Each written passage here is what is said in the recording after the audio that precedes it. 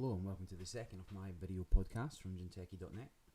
Chosen to use Biotech again, and hopefully the video quality is slightly better. You'll be able to see the cards a little more clearly. First hand was useless.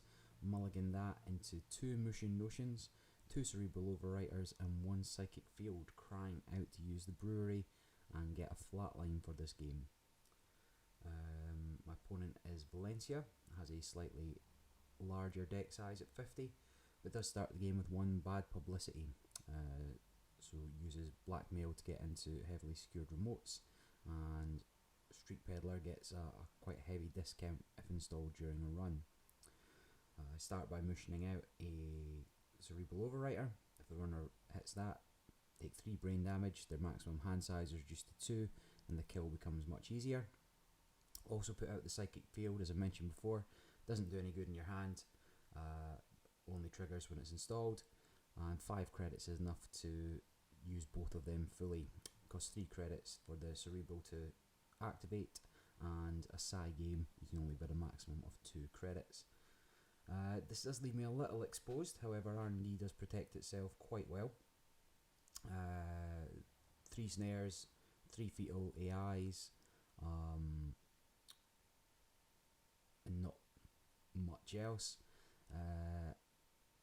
Vamp, which the runner's just played there, is going to take me down to 0 credits. The runner has the economic advantage at the moment, which turns off all my traps. However, they choose not to actually have a look and clear the tag instead. Whether or not that's a mistake, I don't know. There's not much I can do with a tag and no money. Even if I wanted to play a Scorch, I'd have to click for 3 credits.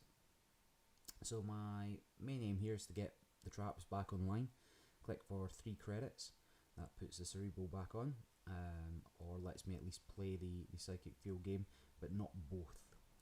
And again, while I'm doing this, the runner's got free access to R&D. Also cannot trigger a snare from R&D, don't have enough money for that. Runner sees a Ronin, so knows that it's there. They may start thinking whether or not that Cerebral is a Ronin.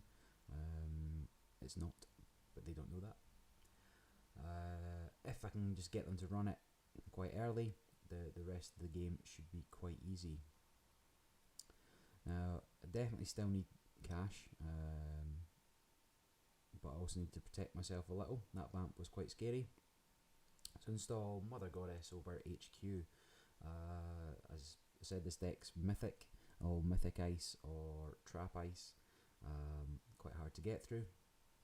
And at the moment the runner installed Clone Chip, but there was no programs. However, just injected and lost 2 data suckers and a parasite, which is going to be quite painful for them getting into my servers. Here I still need money, but what if I was to put out another trap? So, second Cerebral, and then credit up. I can now fire both Cerebrals if they choose to go look, but could not afford to play the Psychic Field. So again, these decks require a fair amount of money in order to operate effectively. I've not got a lot of that at the moment. So the runner decides that this time it's not a trap, but it is, and I'm obviously going to fire that. That will take them down to a hand size of 2, and that's the maximum they'll get at the end of every turn. If I can do 1 more damage, or if the runner somehow ends with only 1 card in hand at the end of their turn, I can click 3 times, flip my ID and do 2 net damage for the win. Not to spoil anything, but you'll see some of that later. Or not, as the case may be.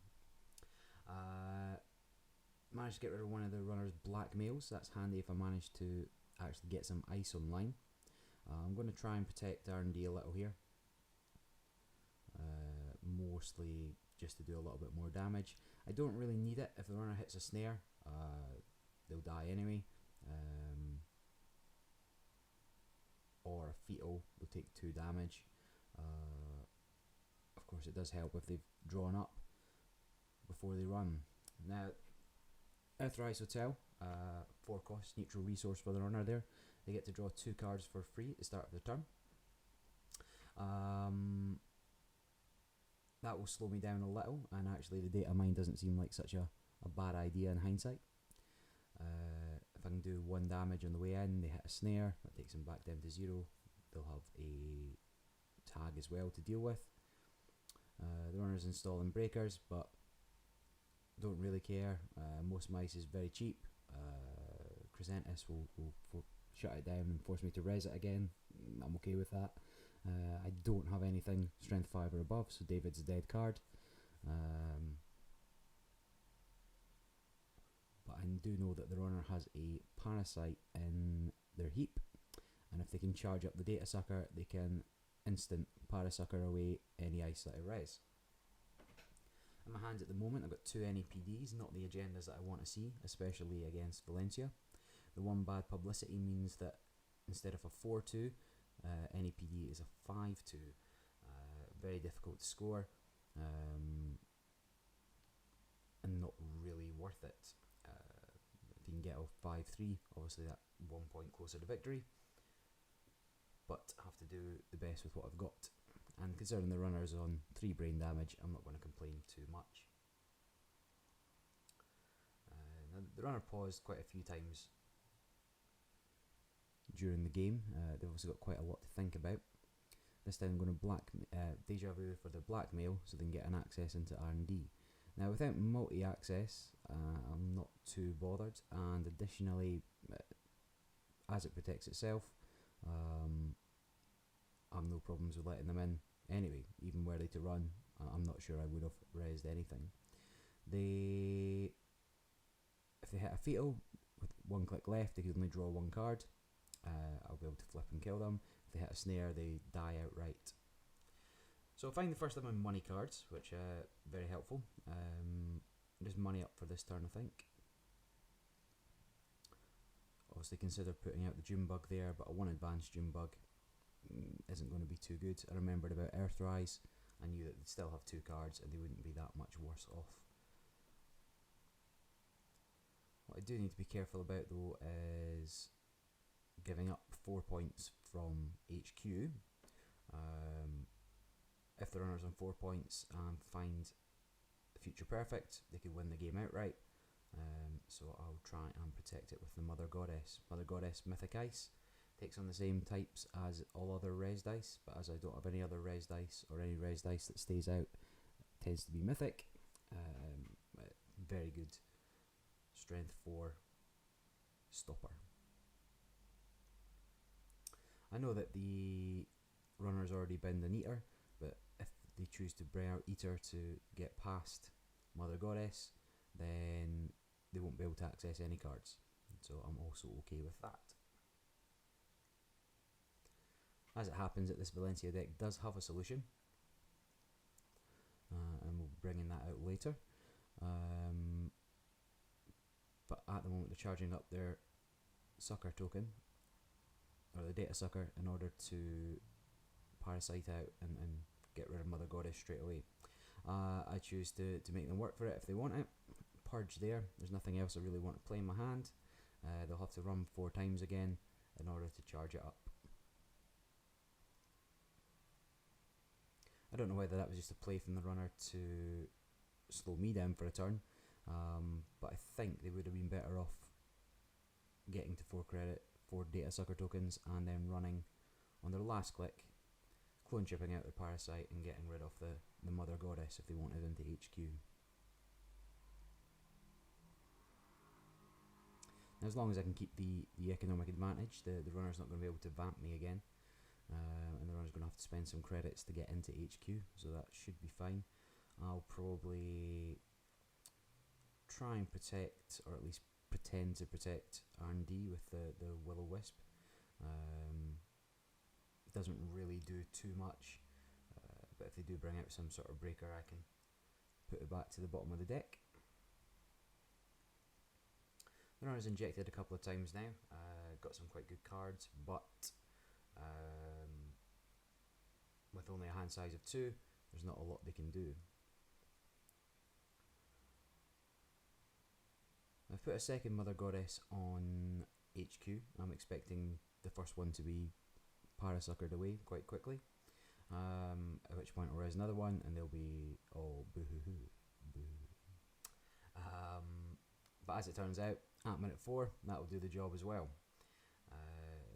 Quite expensive way of getting through it in the first instance. Mother Goddess is my only strength 4 ice. Excalibur, Kitsune strength 3, Chimera strength 0, Data Mine strength 2. Not the most effective way of getting through something. And then they actually end up blackmailing R&D, which means I can't res any ice. Not that they could break it anyway for Will-O-Wisp to fire.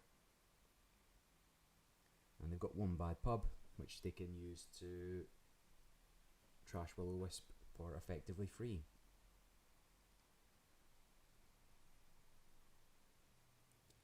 Runner's got 2 clicks left. Obviously here I'm hoping that they just play a card and take a credit, but obviously not letting themselves drop below a hand size of 2. The runner knows what they're doing, so assuming I'm not going to get the kill, I'd better try and score something. Here I slightly pause between advancing, and the reason I do this is from my sort of poker playing days. You can pick up tells from online play the same way you can in real life. What I was trying to do there was pretend that it was a trap, so advance, and then in order to advance a trap you click it and then click advance. It takes slightly longer. An agenda will only advance when you click it and happens instantly. A trap takes a little longer to advance again. Now I'm not entirely sure what that looks like on the other end of the screen, whether the timing's pretty much real time or whether it just looks like a double advanced it anyway. But that's kind of what I do. Sometimes I'll try and really quickly advance traps. So just, click advance as quickly as possible. There I was pointing out that NAPD's really not good with one bad pub. I would have to spend my whole turn advancing it to score it. What I might try doing is just advancing again, taking a couple of credits. I don't want to go into the danger zone of having no money, but then again the runner's not got a lot of money either, and there's not a huge amount that I'm scared of at the moment. Instead of finding Mushin, and I'm like, think I might get another trap on the table. I consider Mushining out the NAPD, but actually go with the Project Junebug. Project Junebug does 2 net damage when accessed for every advancement token on it. Only costs 1 to trigger when the runner accesses. And then I also advance the NAPD, so I don't have to spend the whole turn advancing it to score. Again, any 3 advanced trap at this point for the runner, or 3 advanced card at this point for the runner looks quite scary. You don't really know what it is and can obviously end their game immediately.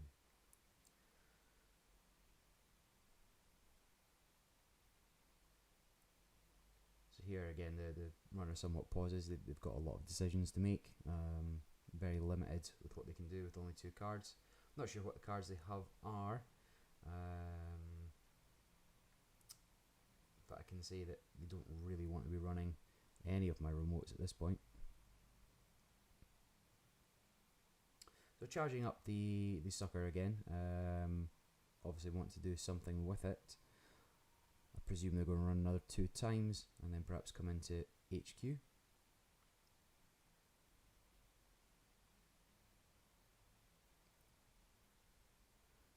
I did consider putting Excalibur on archives to prevent that, or at least bait out one of the clone chips and Parasite uses. But instead I'll just score and take some money. Now slightly lower on money now than I would like. Usually want at least 8 to 12 in order for everything to still be a threat. Here the runner plays Wanton Destruction. Now Wanton Destruction is an event. They get into HQ and they can spend clicks in order to make the corp discard that number of cards. So run first click, then you've got 3 clicks in order to trash cards from hand.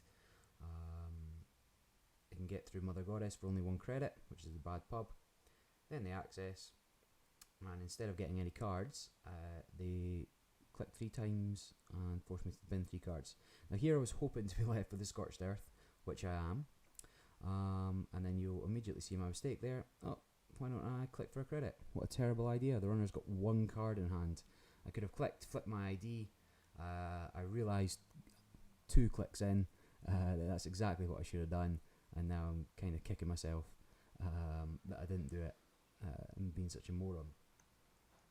So I actually missed a very important trigger yesterday at Reading's Bring Another Brit to Worlds. I made the cut pretty much by the skin of my teeth. I then played the first game where I power milled through a butcher shop deck and survived the first attempt at killing me via breaking news. I had a Hades shard out, and I was very close to milling them. They went again.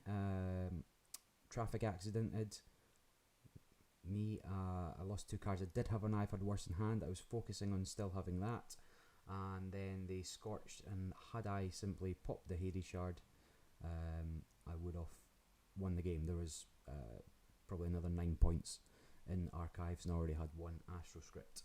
So I'm going to have to focus a little more on not missing these kind of triggers. Was a fairly long day. You know, this was game 6. It's very easy to do. I've often watched players and thought, how could you possibly miss that? But having now done it a few times, I'm starting to be a little bit more sympathetic to them. So here I put out a veto. Again, the runner has to consider whether or not I'm putting out agendas or traps, and you'll notice I did the little pause thing again there. I'm okay if the runner runs this. They'll lose 2 cards, probably draw back up. That'll be kind of their whole turn. But then I do have to worry about how I'm going to score out a future perfect for the win. As it turns out, the runner does quite fancy having a go at whatever that card is. As soon as they actually take their first click, nothing I can do, so I let them in. I take 2 damage, pay 2 money, and then we'll have to draw back up. Although having already survived the turn with 1 card in hand, they could maybe assume that I am the greenhouse instead, with the 4 advancements. As luck would have it, however, I draw into a Cerebral Cast. Cerebral Cast in operation, 1 cost. The runner and I will play a Psy game. If they lose the Psy game, they either have to take 1 tag or 1 brain damage, either of which I'm fine with. If they take the tag, I'll scorch them. If they take the brain damage, then I will simply flip my ID next turn and kill them, assuming they don't score the future perfect in the interim. So I do win the Psy game.